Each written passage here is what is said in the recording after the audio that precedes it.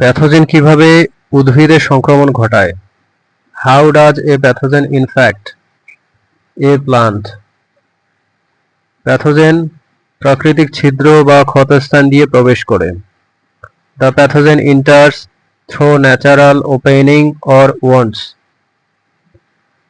এরপর কোষের ভেতরে প্রবেশ করে দ্রুত বংশবিস্তার শুরু করে। Then it multiplies rapidly inside the plant cells. উদ্ভিদের প্রতিরোধ ক্ষমতা কিভাবে কাজ করে? How does plant resistance work? প্রতিরোধী উদ্ভিদ জীবাণুর আক্রমণকে প্রতিহত করে। Resistant plants can resist pathogen attacks. তারা প্রতিরোধমূলক রাসায়নিক বা এনজাইম উৎপন্ন করে।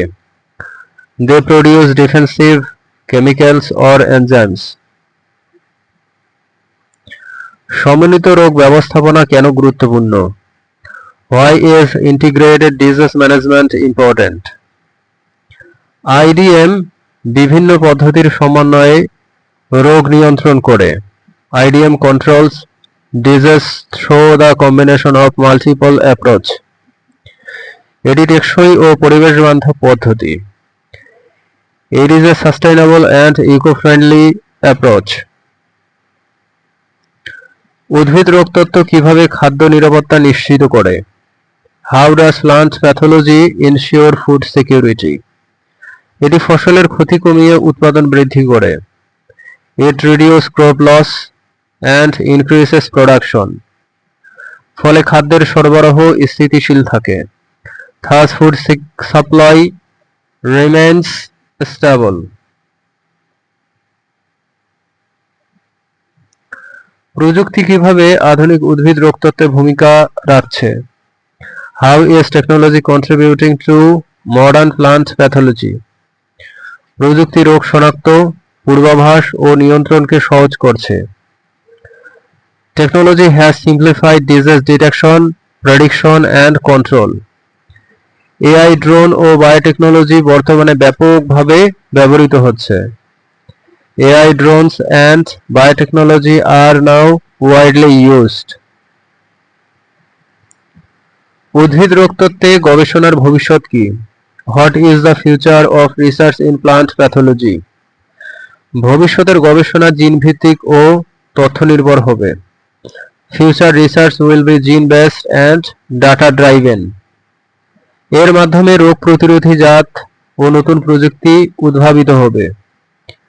It will lead to the development of resistant varieties and new technologies.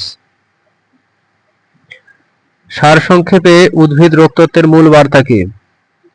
What is the core message of plant pathology in summary? উদ্ভিদ রোগতত্ত্ব কৃষির স্থায়িত্ব, খাদ্য নিরাপত্তা ও পরিবেশ রক্ষার বিজ্ঞান। Plant pathology is the science of sustaining agriculture, ensuring food security and protecting the environment. এটি ভবিষ্যতের টেকসই পৃথিবী গঠনে অপরিহার্য ভূমিকা পালন করবে। It will play an essential role in building a sustainable future world.